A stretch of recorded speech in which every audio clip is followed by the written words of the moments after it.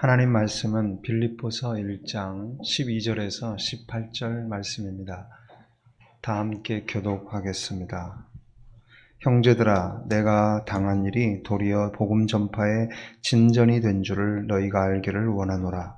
이러므로 나의 매임이 그리스도 안에서 모든 시위대 안과 그 밖의 모든 사람에게 나타났으니 형제 중 다수가 나의 매임으로 말미암아 주 안에서 신뢰함으로 겁없이 하나님 말씀을 더욱 담대히 전하게 되었느니라.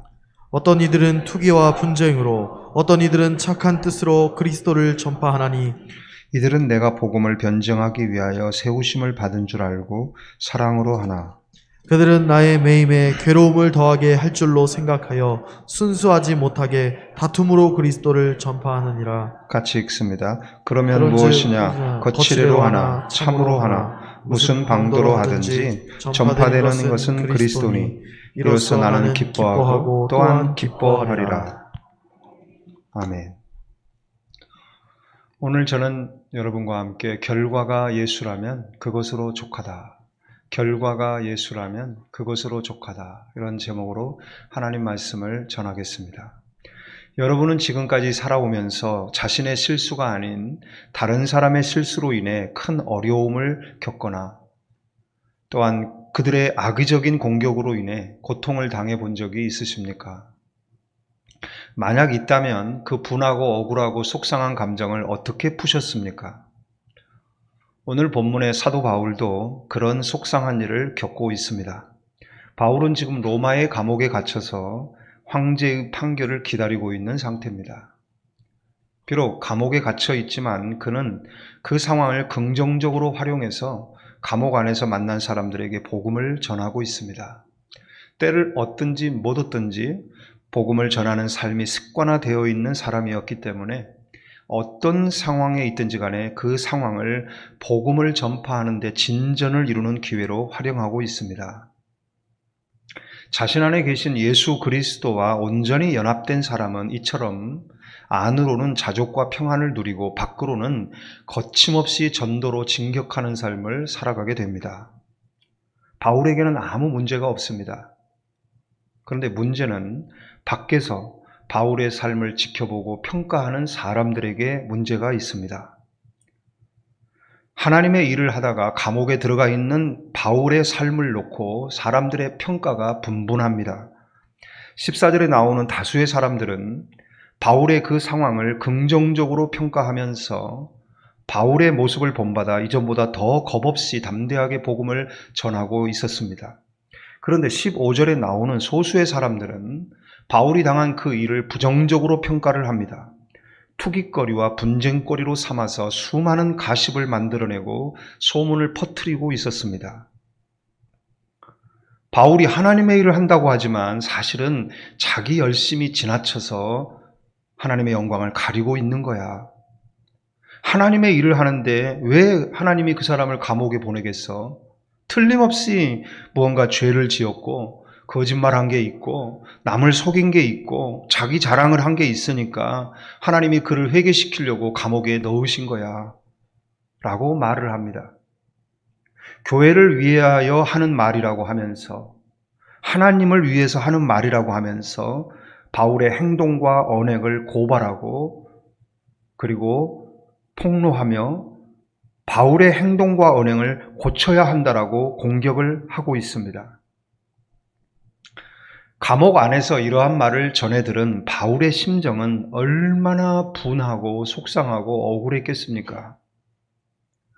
오늘날도 이렇게 교회 안에서 나를 향한 평가가 너무나 상반되게 들려올 때가 있습니다. 나를 사랑하는 사람들의 말이 있습니다. 또한 나를 미워하고 시기하는 사람들의 말이 있습니다. 이런 나를 시기하고 미워하는 사람들의 말을 듣게 될 때 우리 안에 큰 지진이 일어납니다. 흔들리고 무너지는 감정 속에서 우리는 어떤 선택을 해야 할까요? 오늘 저는 두 가지로 하나님 말씀을 전하고자 합니다. 첫째, 나의 이성으로 계산하고 판단하지 말고 성경 속의 사람들에게 패스하라는 것입니다. 혼자 끌어안고 흡수하려고 하지 말고 성경 속에 있는 사람들에게 나누어 주십시오. 우리는 시편 55편 22절 내 짐을 여호와께 맡기라 라는 말씀을 적용할 때 단지 기도를 하는 것만으로 적용을 합니다. 아닙니다. 하나님께 짐을 맡기는 방법이 기도하는 것만 있는 게 아닙니다. 성경을 활용하는 방법도 있습니다. 무턱대고 성경을 읽으라는 게 아니에요. 성경 속의 사람들, 나와 비슷한 상황, 나보다 더한 상황에서 믿음을 가지고 참아내고 이겨내고 극복하며 걸어갔던 그 사람들에게 나의 감정과 생각을 이입시키는 것입니다. 그리고 그들과 함께 예수 그리스도를 향해 예수 그리스도를 찾아 나아가는 것입니다. 이것을 심리학적으로 투사기법이라고 말합니다. 내가 받아들이기 힘든 충동이나 생각을 외부의 세계로 옮겨놓는 방어적 기술입니다. 이게 부정적인 요소도 있지만 우리는 무척 힘들고 괴로울 때 이것을 긍정적으로 활용하는 지혜를 발휘해야 합니다. 성경은 우주에서 가장 푹신한 매트리스입니다. 하나님께서는 성도들이 무거운 짐을 머리에 이고 걸어가다가 넘어져서 뇌진탕에 걸리지 않도록 우주에서 가장 푹신푹신한 매트리스를 가지게 하셨습니다. 이것은 성경입니다. 우리는 이것을 가슴에 의의 흉배로 말고 살아야 합니다. 그리고 필요할 때마다 풀어서 사용해야 합니다. 속상해서 주저앉고 억울해서 무너지고 힘들어서 넘어질 때 반드시 성경이라는 매트리스 위에 넘어져야 합니다. 성경이 없는 사람들은 자기 편을 들어줄 사람을 찾아갑니다. 변호사를 찾아갑니다. 법정을 찾아갑니다. 그러나 하나님을 믿는 성도라면, 하나님이 주신 성경을 가지고 있는 성도라면 성경을 찾아가야 합니다. 성경 속에 있는 수많은 사람들은 모두 나를 도와주고 나를 위로해주기 위해 선 경험을 한 사람들입니다. 하나님께서는 그들의 선 경험을 통해서 나를 위로해 주시고 만나 주시고 지혜를 주시고 극복해 나갈 해안을 주십니다. 한 번, 두 번 성경을 통해서 이렇게 관계의 문제를 풀어나가게 될 때 우리는 평생 성경을 가까이 하게 될 것입니다. 성경과 함께 살아가는 성경적 사람이 될 것입니다. 또한 성경을 통하여 관계의 문제를 풀어나갈 때 결코 다른 부작용이 생겨나지 않게 될 것입니다. 누가복음 24장을 보면 엠마오로 가는 두 제자 이야기가 나옵니다. 그들은 예수님이 자신들의 기대와 다르게 초라하게 십자가에 못 박혀 죽은 일로 인해 몹시 실망했습니다. 사람들이 예수와 예수의 제자들에 대해서 수군거리고 비방하는 이야기를 들을 때마다 낙심했습니다. 몹시 슬펐습니다. 그래서 예루살렘을 떠나 엠마오로 도망을 가며 믿음의 내리막길을 걸어가고 있습니다. 그때 부활하신 예수님이 그들과 동행을 하시는데 주님은 그 정체를 감추셨기 때문에 이 두 제자는 예수님을 알아보지 못합니다. 예수님은 계속해서 자신의 정체를 감추어 놓으신 상태에서 이 두 제자에게 하나의 방법을 사용하십니다. 그것은 성경을 풀어주시는 것입니다. 모세의 이야기, 선지자들의 이야기를 쭉 설명해 주십니다. 비록 길에서 들려주고 길을 걸어가면서 풀어주신 성경 말씀이지만 그 말씀을 듣는 두 제자의 마음에 위로가 임합니다. 은혜가 임합니다. 마음이 뜨거워집니다. 가슴이 뛰는 경험을 하게 됩니다. 그래서 그들은 다시 예루살렘으로 돌아가고 무너져 있던 초대교회를 다시 일으켜 세우는 부흥의 주역이 되었습니다. 오늘도 부활하신 예수님께서는 주의 종들을 통해 교역자들을 통해 우리를 돕고 계십니다. 바로 성경 말씀을 가르쳐주고 풀어주고 설명해 줄 때 그 주의 종을 통하여 교역자를 통해서 나에게 들려주시는 그 하나님의 말씀을 들을 때 우리는 위로를 받을 수 있고 새 힘을 얻을 수 있습니다. 우리가 힘들어하고 괴로워하고 슬퍼하고 속상하는 모든 문제들에 대하여 예수 그리스도로 풀어나갈 수 있는 지혜를 얻게 됩니다.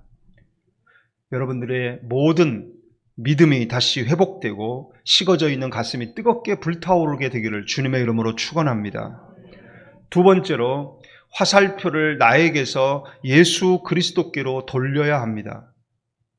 이것을 다르게 말하면 적용의 기술이라고 말할 수 있는데, 우리가 예수 그리스도를 나에게 적용하는 것이 신앙생활입니다.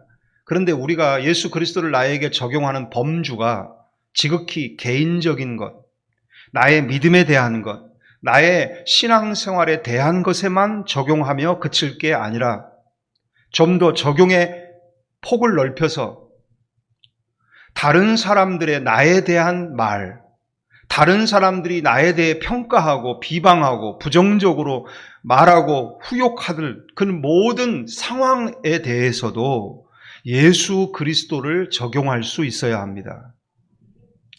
예수 그리스도는 내 안에 계신 보배이시기도 하지만 외부로부터 나를 지켜주는 가죽 옷이 되시기도 하십니다. 분명히 15절을 보면 그들은 바울이 당한 불행한 일을 투깃거리와 분쟁거리로 삼았습니다.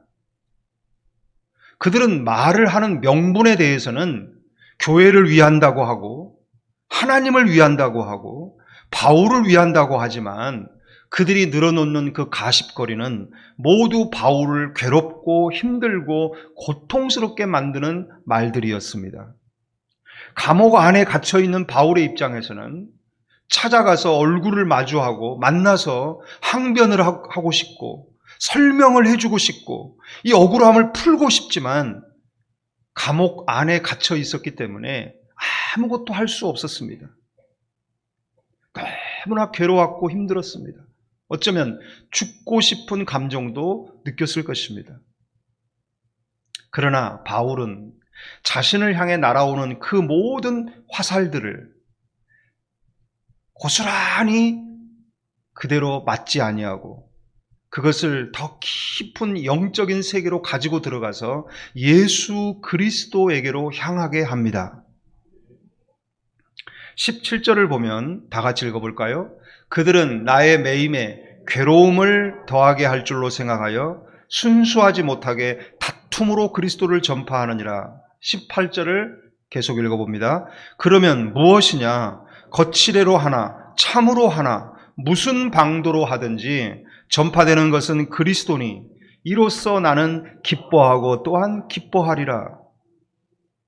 비록 바울 자신을 가십거리로 삼아 투기와 분쟁을 일삼고 있지만 그 투기하고 분쟁을 하기 위해서 어쨌든 교회에 모이고 교회의 성도들이 하나 되고 교회의 성도들이 주의 이름으로 모이고 좀 더 지혜롭게 전도하는 방법을 숙고하게 되고 바울을 위해 기도하려고 기도의 자리에 모이게 되니 결국 예수 그리스도가 더 드러나게 되었다고 바울은 생각을 한 것입니다. 그러니까 자신을 향한 비판과 시기와 공격에 대해서도 예수 그리스도로 적용하고 풀어내고 있는 것입니다. 그들이 나를 거칠애로 대하고 가볍게 대하고 함부로 대한다 할지라도 상관없습니다.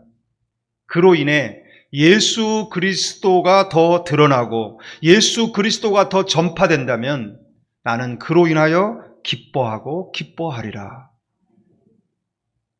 결과가 예수라면 그것으로 족하다. 영국 옥스포드 대학교에서 기독교 철학을 가르치고 있는 스윈번 교수는 말하기를 순수한 정신 사건과 물리적 사건은 구분이 된다라고 말했습니다. 예를 들면 고통스러운 일이 나에게 일어났을 때 우리의 모든 자율신경계가 물리적으로 고통을 느낍니다. 그런데 그 고통 안에서 고통을 느끼는 정신적인 나는 다른 생각을 할 수 있다라는 것이죠. 이걸 분리시키라는 것입니다. 물리적 사건과 순수한 정신 사건을 분리시켜야 된다는 거예요. 이게 가능하다라는 것입니다. 순수한 정신을 사용한다면 얼마든지 물리적 고통을 다른 의미로 해석해낼 수 있고 다른 의미로 받아들일 수 있음으로 인해서 그로 인해 영혼의 진화가 이루어지게 된다 라고 말했습니다. 쉽게 말하면 우리의 영혼이 진화되는 때, 헬라어로 아욱사노, 우리의 영혼이 성장하게 되는 때가 언제입니까? 그것은 고통을 물리적으로만 반응하지 않고 순수한 정신을 통해 다르게 생각하고 다르게 받아들일 때 우리의 영혼이 진화, 자라게 되는 것입니다. 할렐루야! 누군가가 내 성경책을 훔쳐갔습니다. 아니, 하나님, 내가 하나님에 대해 좀 더 알고 싶어서 성경책을 구입했는데 아니, 누군가가 이 성경책을 훔쳐가도록 내버려 두시다니요. 하나님 어떻게 이러실 수 있습니까? 이 성경책 하나도 못 지켜주십니까? 그러면서 하나님께 삐져가지고 시험 드는 사람이 있는가 하면 어떤 사람은 아유, 지갑을 안 훔쳐가고 성경책을 훔쳐갔네. 그러면 성경책 훔쳐간 그 사람이 내 대신 성경을 읽게 하셔서 성경책 읽다가 예수님 만나고 구원받고 새 사람 되게 해 주시옵소서. 예수님만 드러난다면 저는 족합니다. 기도로 축복해버리는 사람이 있더라는 거예요. 큰 소나무는 누군가가 자기 나무의 일부분, 가지를 원할 때 기꺼이 그 가지를 잘라가도록 내어줍니다. 가지를 잘라간 그 사람을 평생 미워하고 증오하고 저주하는 가운데 말라 죽지 않습니다. 조용히 그 옆에서 새로운 가지를 냅니다. 그리고 더 힘차게, 더 멋있게 자라갑니다. 결국 이전에 잘린 흔적, 그것은 멋진 옹이가 되어 나무의 품격을 더 높여줍니다. 저는 로마서 8장 26절을 유난히 좋아합니다. 이와 같이 성령도 우리 연약함을 도우시나니 우리가 마땅히 빌 바를 알지 못하나 오직 성령이 말할 수 없는 탄식으로 우리를 위하여 친히 간구하시느니라. 성령님이 우리를 도와주시는 그 연약한 부분은 우리의 내적인 연약함만이 아닙니다. 외부에서 오는 공격으로 인해서 시달리고 힘들어하고 무너져 내리는 우리의 이 연약함도 도와주십니다. 여러분 생각해 보세요. 동생을 죽인 가인도 보호해 주셨잖아요. 하나님께서. 가인이 하나님께서 나를 쫓아내시니 나는 유리하며 살아야 하는데 나를 만나는 자마다 나를 죽이려고 하는데 내가 어떻게 살 수 있겠습니까? 라고 하소연했더니 하나님께서 그래? 그러면 내가 너에게 표를 주겠다. 내가 너에게 표를 주어서 사람에게서 죽임을 면하게 해주리라 라고 구제해 주시고 회개할 기회를 주셨잖아요. 하물며 예수 그리스도의 핏값으로 사서 아들이 되게 하고 딸이 되게 하신 우리를 지켜주시지 않겠습니까? 보호해 주시지 않겠습니까? 모든 것을 동원해서 우리를 지키시고 보호해 주십니다.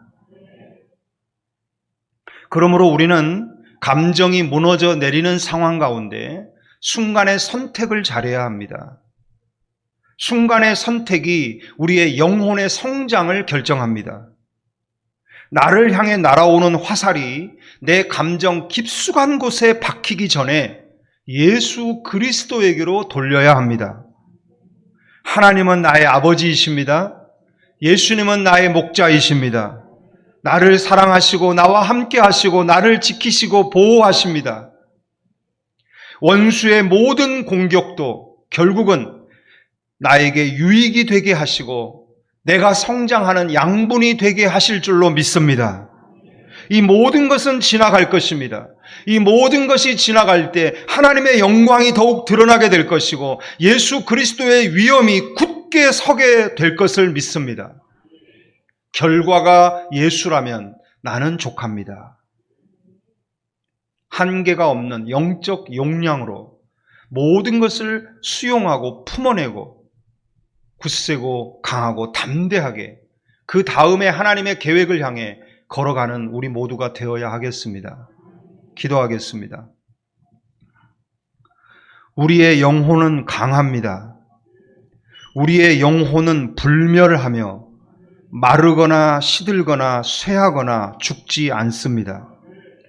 우리 모두가 이렇게 강한 영혼을 소유하고 있는 사람들답게 인생을 살아가며 경험하는 모든 상황들, 속상하고 억울하고 슬프고 괴로운 상황 속에서도 그 모든 경험들을 나의 영혼이 성장하고 진화해가는 성장의 양분으로 삼게 하여 주시옵시고 계속해서 믿음의 가지를 천국을 향해 뻗어가게 하옵소서.